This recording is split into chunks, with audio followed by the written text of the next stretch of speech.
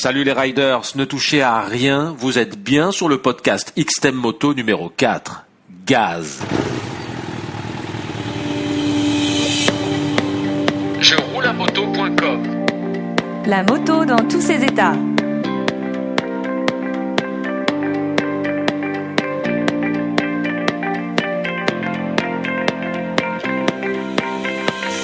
Martine Gobert a parcouru des dizaines de milliers de kilomètres à moto derrière son compagnon, ancien pilote de compétition.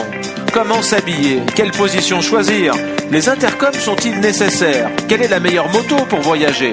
Elle vous raconte tout avec une passion contagieuse. Bonjour Martine. Bonjour Guillaume. Merci d'avoir répondu à notre appel sur la page Facebook. Nous cherchions des passagères au long cours. Vous avez répondu, vous avez une expérience absolument extraordinaire. On va être ravis de la découvrir avec vous. Ça fait combien de temps que vous montez à l'arrière d'une moto? Alors 12 ans, de façon assez assidue. Voilà. Alors, quel a été le déclic d'ailleurs pour monter? Comment ça s'est passé ce premier contact avec la moto? Alors je faisais des petits trajets moto depuis l'âge de 17 ans avec des copains à droite à gauche. Mais il y a 11 ans, j'ai rencontré une personne avec qui j'ai partagé ma vie pendant 10 ans, qui m'a fait vraiment découvrir la moto de façon passionnée. Voilà, avec un baptême sur un Sea Fighter R1 Yamaha, avec des prises d'angle importantes. Et là, ça a été un déclic. Voilà, j'ai adoré cette montée d'adrénaline, cette communion avec la machine et le pilote. Et voilà, le tour était lancé. Alors, vous avez une petite anecdote, c'est que en fait, ces premières secondes ont été vraiment chaotiques parce que votre pilote a un peu testé votre résistance, si j'ai bien compris. C'est exactement ça. Il a testé. C'est quelqu'un qui adore la moto, c'est sa passion, c'est sa vie, et il n'était pas question de commencer une relation avec une personne qui n'aimait pas la moto, voilà, ou qui aurait eu peur en moto. Donc moi, ça a été un baptême, voilà, un baptême, une communion avec la machine et le pilote, et vraiment un départ sur une grande aventure, parce qu'on a roulé des milliers de kilomètres sans que je n'ai jamais eu peur de tomber. C'est quelqu'un qui pilote de façon assez assidue, c'est un ancien pilote professionnel, et de ce fait, il a une maîtrise parfaite de la machine. Donc je n'ai jamais eu peur, j'étais en entière confiance, et c'était assez impressionnant comme pilotage. Alors d'ailleurs, c'est une question qui me vient à l'esprit. En quoi, en 12 ans, vos réflexes, votre position de passagère ont changé? Est-ce que vous pensez vous être amélioré en tant que passagère? Qu'est-ce que vous faites aujourd'hui que vous ne faisiez pas au début? Qu'est-ce que vous avez appris en fait dans la façon d'aider le pilote et de l'accompagner? Alors j'ai appris que le pilote ne devait pas sentir sa passagère. Ne devait pas sentir sa passagère dans le sens qu'elle soit une gêne ou un inconfort. La passagère doit faire corps complètement avec le corps du pilote, sans du tout le gêner dans ses mouvements, sans gêner son centre de... Il ne faut jamais que la passagère pose son casque sur le casque du pilote, parce que j'ai appris que la tête du pilote, c'était le centre de gravité du pilotage sur la machine. Donc j'ai appris ça, j'ai appris que quand on prenait de l'angle fort, il fallait suivre exactement le corps du pilote. Voilà, j'ai appris qu'il fallait faire qu'un quand on est deux sur la moto. Enfin, pour piloter une moto de cette façon. Après, quand on sort en petite promenade, c'est différent. Voilà, j'ai appris les différentes positions selon la conduite et la moto aussi. Voilà. Est-ce qu'il est possible, quand on a pratiqué la moto pratiquement de compétition, d'avoir toujours quand même de l'adrénaline et des sensations quand on passe en mode balade? Oui, oui, tout à fait. C'est pas la même chose, c'est complètement différent. C'est comme quand on mange un gâteau au chocolat sucré et un gâteau au chocolat sans sucre. Voilà, c'est pas pareil, mais ça reste des promenades moto qui sont agréables et qui sont complètement différentes, qui deviennent de la moto découverte paysage. Parce que quand on fait du pilotage moto, vraiment du pilotage avec de l'angle, des grandes ouvertures, du gaz vraiment, où on roule jusqu'à 310, ça n'a pas du tout ce n'est pas du tout la même promenade. Hein, c'est voilà, le pédalo et le yacht, hein, c'est complètement différent. Mais c'est agréable aussi de se promener en pédalo, vous savez. D'accord. Est-ce est-ce que finalement dans cette relation fusionnelle, de par la position, le fait d'étreindre le pilote, est-ce qu'il est possible de ne pas s'attacher sentimentalement à son pilote, à celui en qui finalement on fait totalement confiance? Est-ce que c'est possible qu'il n'y ait pas une implication sentimentale entre un pilote et sa passagère dans le temps? Oui, tout à fait. Bon, moi je l'ai connu à l'époque où j'étais sentimentalement attachée à cette personne, mais depuis j'ai roulé avec d'autres personnes de la même façon parce que c'était la même équipe et c'était la même façon, le même pilotage. Oui, tout à fait. Il faut faire de la moto parce qu'on aime cette sensation de liberté, d'espace, d'adrénaline, de prise d'angle, etc. C'est quelque chose qu'on ressent à l'intérieur de soi et qui est magnifique. Et en plus, on découvre des paysages merveilleux où on n'irait pas en voiture, c'est certain, parce qu'il y a des routes très longues, très dures, très sinueuses. Donc, on découvre des paysages merveilleux. Et vraiment, j'ai fait ça après avec d'autres personnes sans avoir aucune attache des gens, des hommes qui étaient mariés, dont la femme avait peur de monter derrière eux et qui avaient la gentillesse de me faire partager ce plaisir sans avoir aucune arrière-pensée. C'est comme quand on monte dans un avion, on va pas prendre l'avion parce qu'on est amoureuse du pilote, pas du tout. C'est une sensation, voilà. C'est juste pour ressentir une sensation, voilà. Ça n'est pas une étreinte, c'est faire corps pour un pilotage, c'est rentrer presque à deux dans une combinaison pour piloter quelque chose. D'accord. Alors un jour, ta clairvoyance a aidé, je crois, ton pilote à éviter un danger sérieux. Hein. Oui, nous revenions de Marseille, c'était l'anniversaire de la patrouille de France, c'était autoroute A9, un véhicule avait pris l'autoroute à contresens. Il y a eu un certain temps pour que mon compagnon se rende compte que le véhicule venait face à nous sur la voie de gauche. Nous roulions très très vite, on était à plus de 240 km/h et là on s'est aperçu que le véhicule arrivait vraiment vers nous. J'ai fait signe au véhicule qui était sur la file du milieu de s'écarter, qu'il y avait une voiture qui arrivait en face avec les signes qu'on peut faire dans ces cas-là. La personne a compris, s'est poussée au maximum sur la voie de droite et on a pu passer entre le véhicule qui arrivait en face et la voiture qui était à notre droite. Derrière nous, après, il y a eu un fort accident, mais bon, c'est vrai qu'on a eu... Alors, mon geste a certainement aidé également. Bon, le pilote a eu la présence d'esprit que le véhicule venait devant, parce qu'à cette vitesse, on a du mal à se rendre compte. Voilà. J'ai appris également avec ce compagnon que quand on apprenait à conduire une voiture, on ne nous apprenait pas. On allait partager la route avec différents engins, avec différentes réactions. C'est-à-dire une moto, ça arrive 2 fois, voire 3 fois plus vite qu'une voiture. Quand on regarde dans le rétro en voiture et qu'on voit une moto arriver au fond, il ne faut pas se dire j'ai le temps. Ouais. Parce que la moto, elle arrive 2 fois, 3 fois plus vite que notre vitesse. Absolument. Et ça, on ne l'apprend pas. Et, voilà. Et j'ai appris aussi qu'on partageait avec des poids lourds.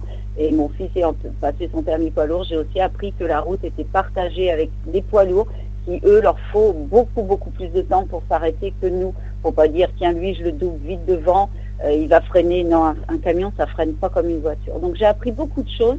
Et ça par la moto. Voilà, j'ai appris à mieux partager la route en tant qu'automobiliste et à mieux respecter les motards. Voilà, parce que j'ai été confrontée à certains problèmes. Alors tu as roulé sur différentes motos. Est-ce que tu peux nous dire lesquelles et surtout celles que tu as préférées? Alors le Steel Fighter R1, c'est pas ma moto préférée, la sportive où on est limite à passer par-dessus le pilote à chaque freinage. C'est pas mon trip. Voilà. Alors moi j'ai aimé ma préférée, ça a été la FJR 1300 Yamaha, parce que c'est une routière sur laquelle la passagère est confortablement installée, avec un bon débattement de jambes, donc un confort pour de la longue route. Quand on fait 7 à 800 km par jour, c'est important. Et c'est une routière qui est très lourde, qui fait 300 kg vide avec les valises vides, et malgré tout qui a un moteur quand on a besoin de doubler, de faire des reprises rapides, qui a un très très bon moteur. Ça a été ma préférée. Donc il faut savoir que mon compagnon avait 5 motos, il en changeait 1 voire 2 tous les ans, donc pour avoir toujours les derniers modèles. Et la FJR 1300, on y est revenu plusieurs fois, parce que c'était un confort de pilotage pour lui voilà, par la reprise. Quand on roule vite et qu'on est lourdement chargé, il faut avoir de la reprise. Parce qu'on partait valise pleine, la tente de camping, la canadienne derrière, voilà. Donc pour faire des longs périples, on est obligé, il faut avoir un bon moteur. Alors tu parlais de confort de pilotage, mais également confort de la passagère. Est-ce que tu as des suggestions à faire aux constructeurs pour que justement la position de la passagère soit plus confortable? Alors la position de la passagère, pour qu'elle soit la plus confortable, bon la selle, oui, mais c'est pas le principal critère. En tant que personne qui roulait longtemps par jour, enfin qui faisait des heures de pilotage, de 7 heures le matin à 7 heures le soir, il faut un bon débattement de jambes. Voilà, il faut que la jambe soit bien dépliée. Si on a le genou pratiquement sur la poitrine, on ne peut pas rouler des heures comme ça parce qu'on a des crampes importantes, la circulation se bloque et ça fait très mal. Donc c'est très inconfortable. C'est le principal critère que j'ai ressenti. J'ai roulé sur beaucoup d'autres motos, des routières, la RC BMW, la GS, qui a un confort exceptionnel pour la femme. Il faut que le pilote soit grand, c'est tout, avec un très bonne partie cycle. La Crossover, la Honda, qui est très très bonne moto aussi, avec une très bonne position. Voilà. Et disons que la sportive, c'est pas une moto pour faire de la longue route. Ça c'est sûr. On n'a pas la position qu'il faut. Alors toujours dans l'idée de confort, est-ce que tu peux donner un conseil à toutes les passagères qui écoutent ce podcast? Quelle est la tenue idéale que tu es venu à adopter dans le temps pour faire de la distance? En vêtements, Oui. en position En vêtements, ouais. Ah, en vêtements. Alors en vêtements, pour faire de la longue distance, moi j'avais mon blouson cuir avec mon pantalon cuir qui se ferme, qui s'adapte au blouson avec la fermeture éclair à l'arrière. Pour de la longue route, des bottes double cuir plates. Voilà, ça c'est l'idéal. Des bons gants. J'achète des soupules pour le ski, pour la haute altitude, avec vêtements d'amarre en dessous. Et vraiment, je vais chercher, pas forcément dans le matériel moto, je vais aussi chercher dans le matériel alpinisme ou randonnée. Voilà. Après, pour l'extérieur, un confort supplémentaire à apporter, c'est de ne jamais être serré dans ses vêtements. Voilà. Il ne faut pas que ce soit lâche, parce qu'il ne faut pas que l'air pénètre, Oui. mais il ne faut pas être comprimé au niveau du ventre, parce qu'on a besoin de se pencher. Le pilote qui va se pencher sur son réservoir pour piloter sa moto, pour avoir une bonne pénétration d'air, pour que la passagère suive, soit collée, fasse corps. Et là, si on a un pantalon qui comprime le ventre, c'est même pas possible, quoi. Au bout de 2 heures, on en a marre. Alors justement, on en a marre. Une question assez spontanée, c'est à quoi pense-t-on quand on n'a pas à calculer les dangers et les risques de la circulation comme le fait le pilote derrière pendant ces centaines, ces milliers de kilomètres? À quoi tu as pensé? Alors, les premières sorties, justement, par rapport à un inconfort vestimentaire ou de position, il faut un temps d'adaptation. Il m'a fallu un temps pour comprendre qu'il fallait que je fasse complètement corps. Il m'a fallu un temps pour comprendre que je devais être serré au pilote sans qu'il me sente.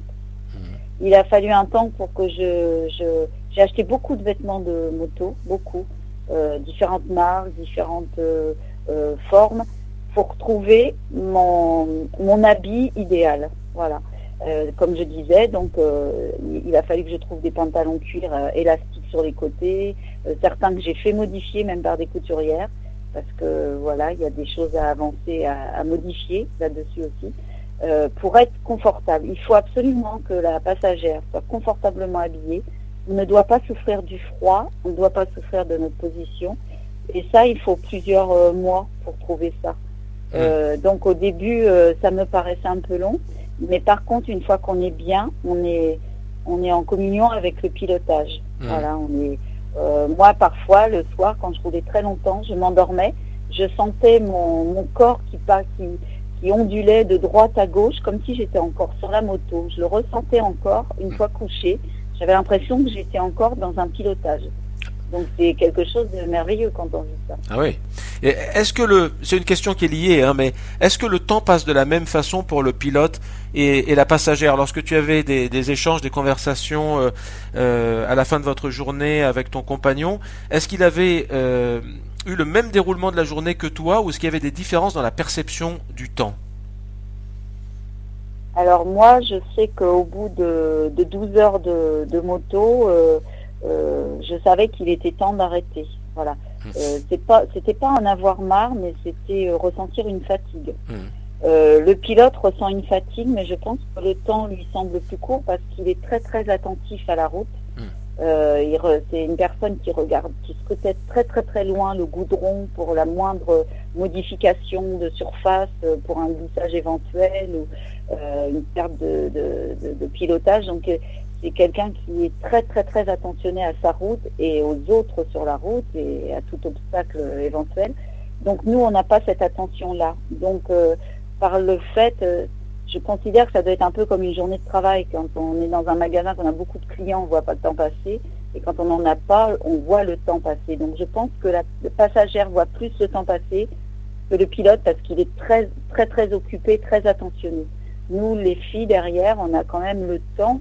Moi, je regardais la route, je signalais. Bon, moi, j'étais chargée de signaler les radars.